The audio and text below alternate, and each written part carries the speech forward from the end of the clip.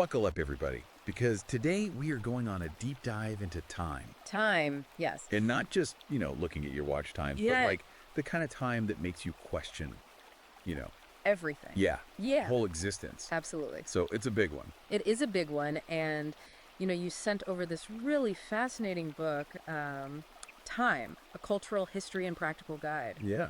And clearly, you're someone who already thinks about this stuff a lot. Well, I think it's something that we all think about in one way or another, right? Right. Because it is so fundamental to our experience. Well, yeah, absolutely. And as you said, it's not just about checking your watch, it's about how we perceive time, Right. how different cultures have viewed time throughout history, and how those perceptions shape societies and beliefs. Yeah, and even today, right? Like how different those perceptions can be. Oh, absolutely. And it's something that I'm really excited to dive into today. Used to.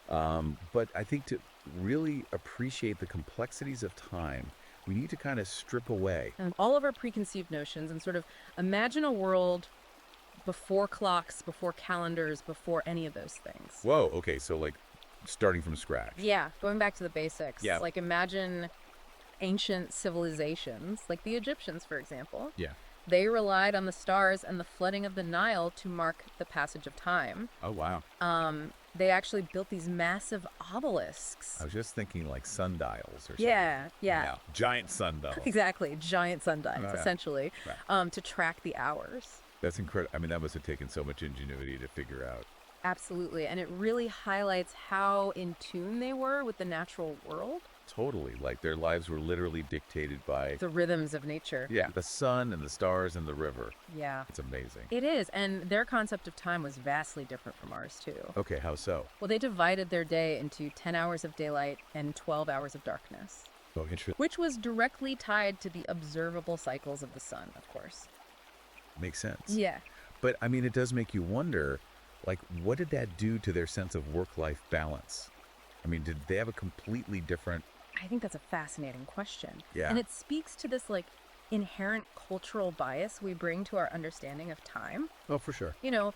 What we consider efficient or productive Right. is shaped by the way we measure and value time, which itself is a product of cultural evolution. Okay, so time isn't some, like, universal constant. Yeah. It's really just It's a construct the construct, yeah. built upon layers of cultural and historical influences. That's really interesting. Yeah. Okay, so... So let's move on to another ancient civilization. Okay. The Greeks. Okay. They developed these fascinating water clocks called clepsydras. Clepsydras. Yeah, have you heard of those? I haven't. Tell me about those.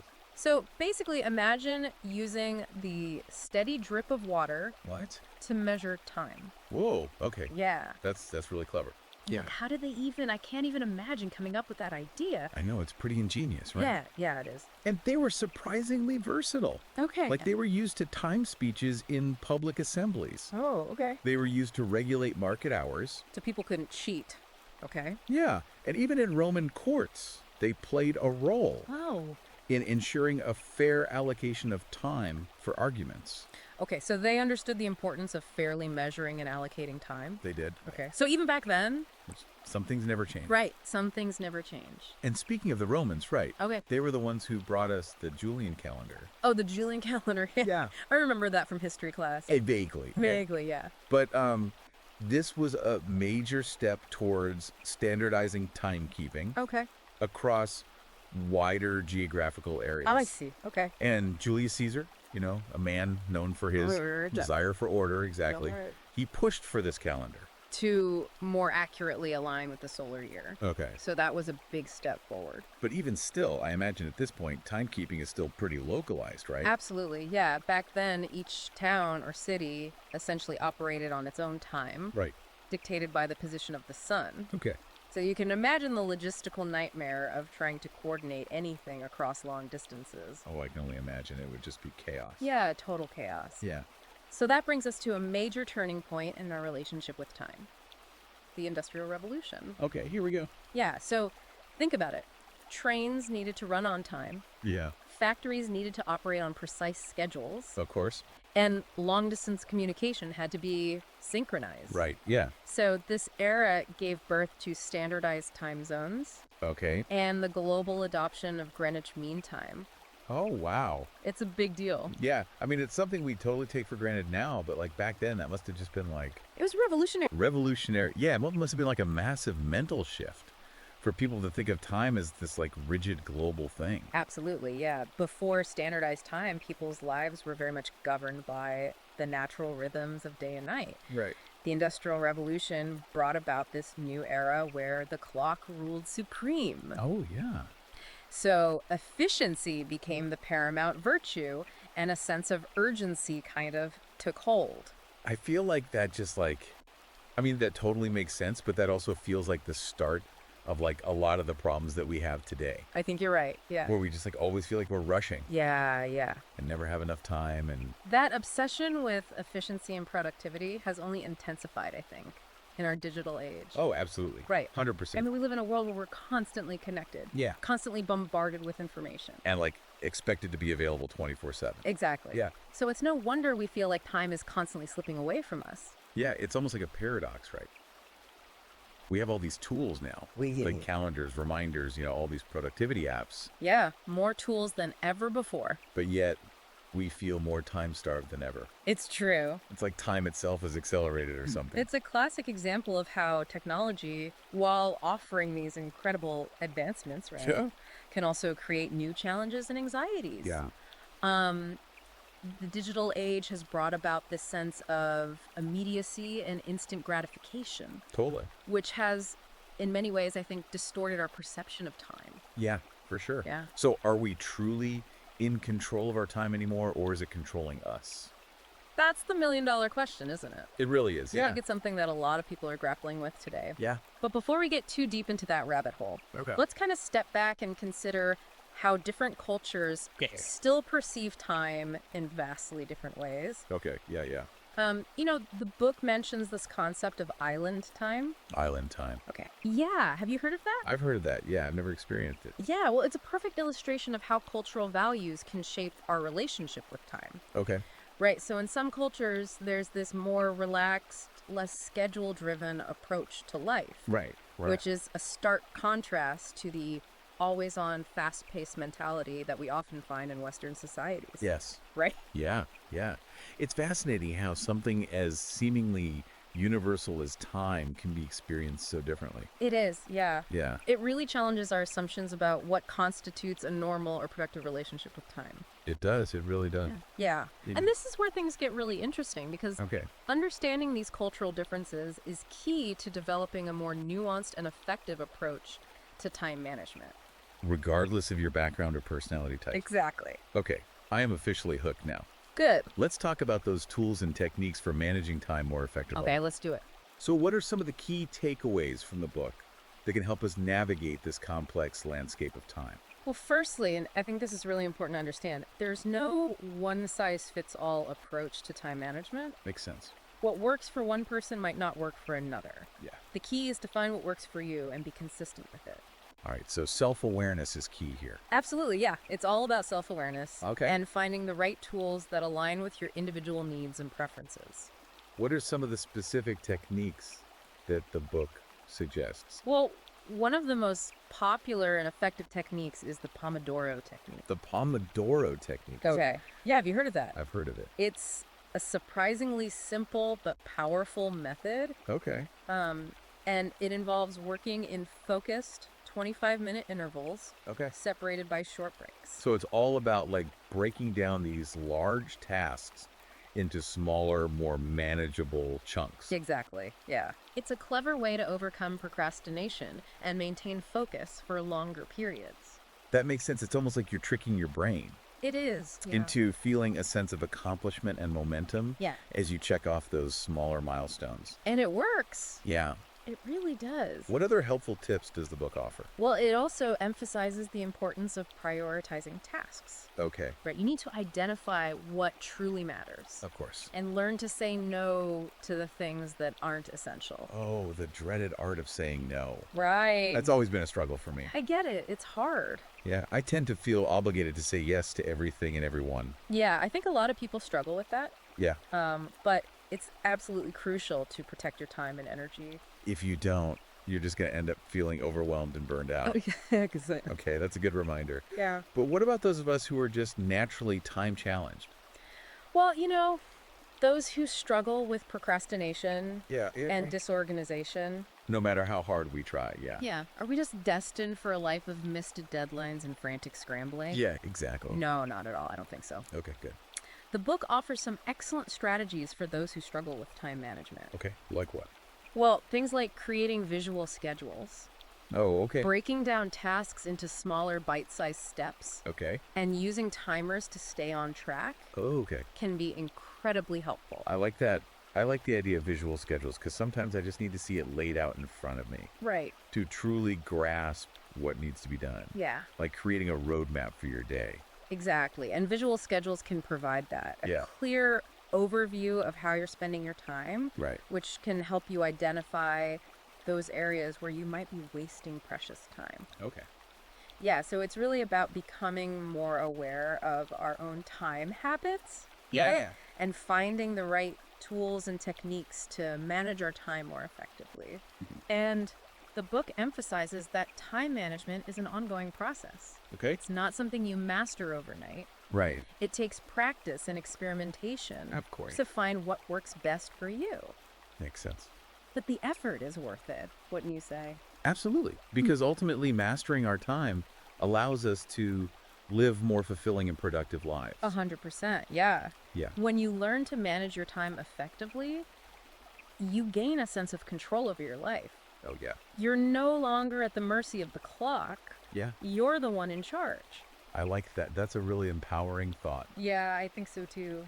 Okay, we've covered a lot of ground here, but we've only just scratched the surface Oh, we have. of this fascinating topic of time. Yeah, there's so much more to explore. There really is, yeah. And there's so much more to explore in this book, Time, A Cultural History and Practical Guide. Absolutely.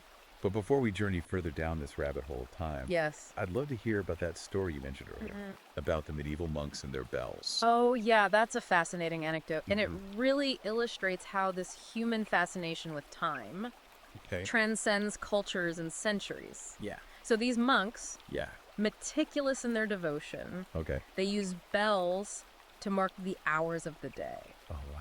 And they even had a specific bell Yeah. rung every hour, 24 hours a day, Wow. just as a constant reminder of the passage of time. Wow, that's a powerful image. It is, isn't it? Even in a world without clocks and calendars, humans were still, Grappling with this. grappling with the concept of time Yeah, and its implications for their lives. absolutely. That makes you think about how much our relationship with time has evolved It has. over the centuries, but yet Yeah. how certain core elements remain unchanged. Yes, and I think that's an important point to remember. Yeah. We still feel that pressure, right? To manage our time, to make the most of every hour, Oh, yeah. to strive for efficiency and productivity. It's a universal human experience, I think, woven into the very fabric of our existence. It's a beautiful thing and a terrifying thing at the same time. Yeah, it's a bit of both, isn't it? But as we've learned today, we do have more control over our time than we might think. We do, yeah. It's all about understanding the forces at play Yeah. and making conscious choices about how we want to spend our most precious resource. I love that. That's a great way to put it. Yeah, and with that thought in mind, let's kind of shift gears a little bit here Okay. and delve into some of the more mind-bending concepts that the book explores. All right, I'm ready. Prepare to have your perceptions challenged Okay. as we explore the very nature of time itself. Sounds like an adventure. It's going to be a wild ride. Let's do it. Let's do it. Welcome back to our deep dive into time. Those monks really set the stage for this next part of our conversation. They really do, their dedication to marking time. Yeah. It kind of highlights this enduring human fascination with time and maybe Our desire to control it. yes, our desire to control it. So speaking of controlling time, the book touches on something that's always kind of captured our imagination. Yeah, Time travel. of course, time travel. Is it just pure science fiction, or could we actually one day, journey through time? Well, I mean, the concept of time travel has certainly captivated us for centuries. Right. From H.G. Wells' The Time Machine to countless science fiction films. But is there any real scientific basis for it? Or is it just kind of a fun thought experiment? Well, it's more than just a fun idea, actually. Okay. Einstein's theory of relativity suggests that time isn't absolute Okay. but relative, meaning it can be influenced by things like gravity and velocity. So theoretically, if you could travel at like incredible speeds or get near a supermassive black hole, Yeah. time would actually slow down for you Yeah. compared to someone on Earth. That's the gist of it, yeah. Well- And then there's the idea of wormholes, which are these theoretical tunnels through space-time that could potentially connect different points in time. Okay, so we're wading into some pretty mind-bending physics here. We are, yeah, we're getting deep into the weeds. I'm not planning any time travel trips anytime soon, but Right. it is fascinating to consider. It is. And even if we can't physically travel through time, the book makes it very clear that our perception of time is incredibly subjective. Absolutely, yeah. Our experience of time is influenced by a multitude of factors. Our age, our emotions, our cultural background, even our current state of mind. Yeah, the book mentions how time seems to speed up as we get older. Right. Is that just because we're running out of time, or is there something else at play? Well, there's several theories about this. Okay.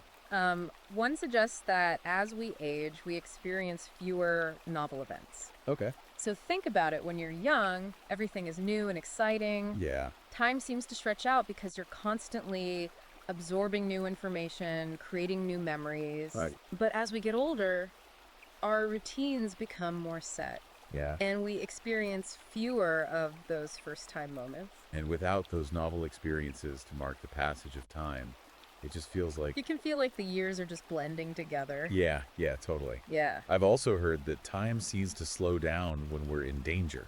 Oh, yeah. Like I remember reading about people who've had near-death experiences. Right. And they talk about how everything happened in slow motion.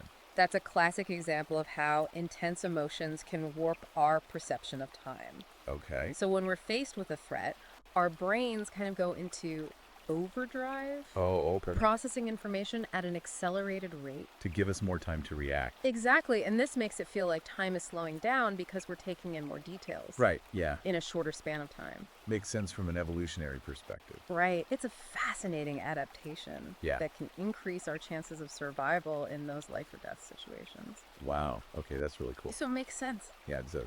But what about those times when time seems to drag on forever? Oh, yeah. Like sitting through a boring meeting or waiting for a delayed flight? Ugh, yes. The worst. The worst, in those cases, it's often because we're lacking stimulation. Okay.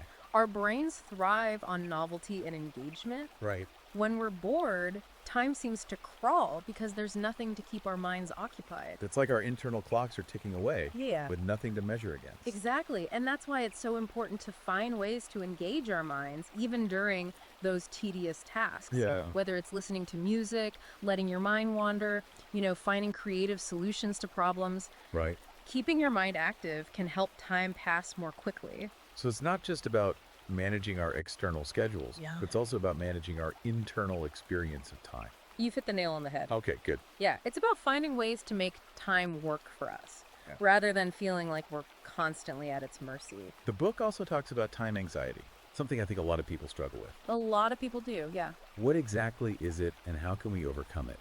Well, time anxiety is that feeling of being perpetually rushed, stressed, and overwhelmed by everything you need to do. Oh, yeah.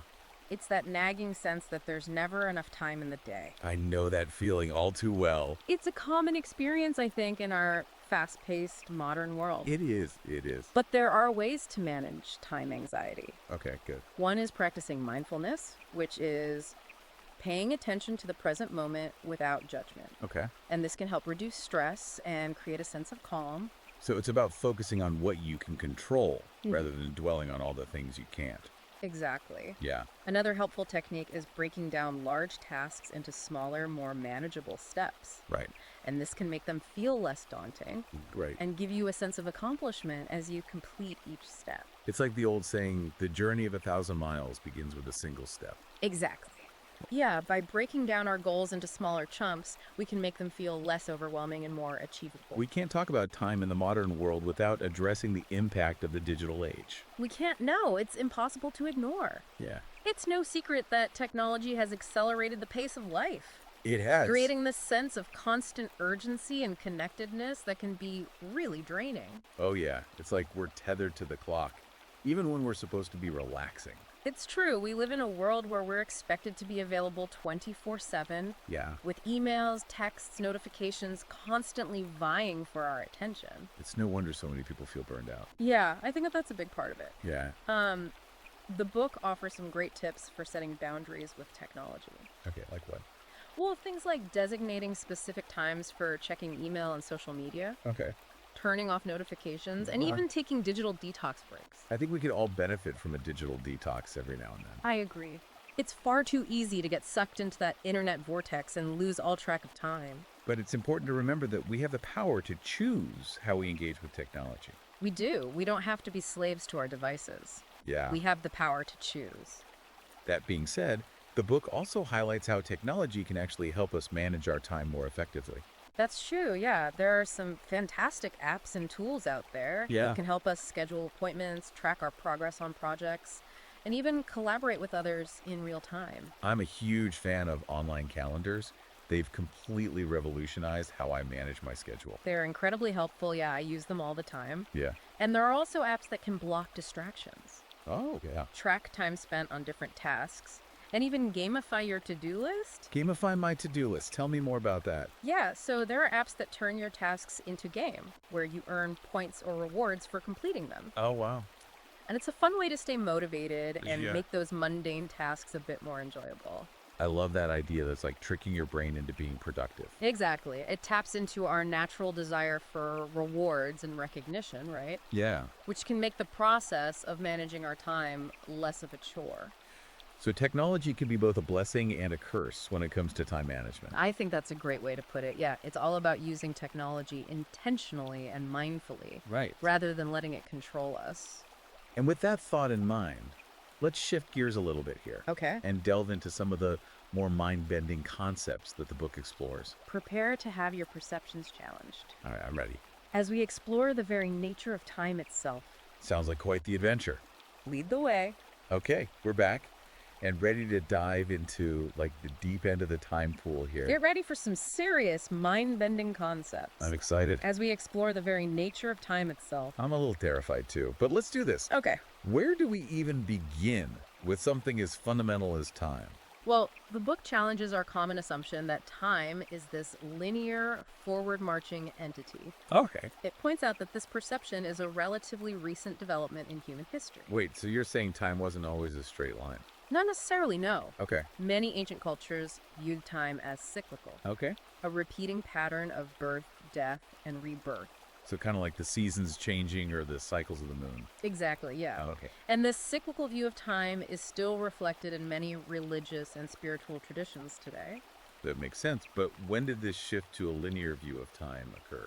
Well, the transition kind of began with the rise of Christianity, Yep. which emphasized a linear timeline with a clear beginning, creation, Right. and end, Judgment Day. Okay. And this had a profound impact on Western thought. So our modern perception of time is partly rooted in religious beliefs. That's fascinating. It is, yeah, and it was further solidified by the scientific revolution of the 17th and 18th centuries. Okay.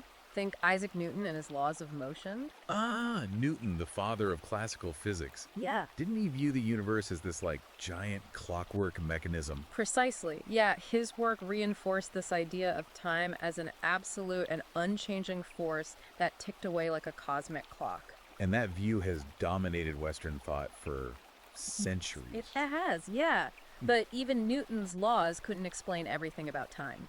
Okay. Enter Albert Einstein and his groundbreaking theory of relativity. Einstein, the ultimate time bender. Right. I've heard of his theory, but it's always seemed so abstract to me. It is mind-boggling, but let me try to explain it simply. Okay. Einstein showed that time isn't absolute, but relative. Okay. It can be affected by things like gravity and motion. So time can actually speed up or slow down. That's right, and it's been proven through experiments. Really? Yeah, for example, atomic clocks on airplanes run slightly slower than clocks on the ground Wow. due to the difference in velocity. Okay, that is wild. Yeah, So if time is relative, does that mean there's no such thing as a universal present moment? that's a deep philosophical question. It is, yeah. According to Einstein's theory, there's no single point in time that everyone in the universe would agree on as now. So someone on a distant planet could be experiencing a completely different now than we are. It's definitely possible. Wow. And it gets even weirder when you start considering the concept of multiple dimensions. Multiple dimensions, like alternate realities and parallel universes. Not necessarily, but the idea is that there could be other dimensions beyond our familiar 3 dimensions of space Okay. and 1 dimension of time. So like a 4th dimension of time, or even more. Some theories suggest there could be up to 11 dimensions, but what those extra dimensions would be like is anyone's guess. Okay, that is seriously blowing my mind. It's like something straight out of a science fiction movie. It does sound fantastical, but the concept of multiple dimensions is taken seriously by many physicists. Is there any way to prove that these other dimensions actually exist? Well, scientists are actively looking for evidence. One way is through experiments at the Large Hadron Collider, Okay. which smashes particles together at incredible speeds. Okay. And they're hoping to create particles that might belong to these other dimensions. So we might be on the verge of discovering a whole new reality beyond what we can currently perceive. It's a thrilling possibility, It is. and it shows just how much we still don't understand about time and the universe. All right, I need a moment to wrap my head around all that. I know, it's a lot to take in. But before we finish up, let's bring it back to our own lives. Okay. You mentioned earlier that our perception of time is subjective. What does that mean for us practically? Well, the key takeaway is that we have more control over our experience of time than we might think. Okay, how so?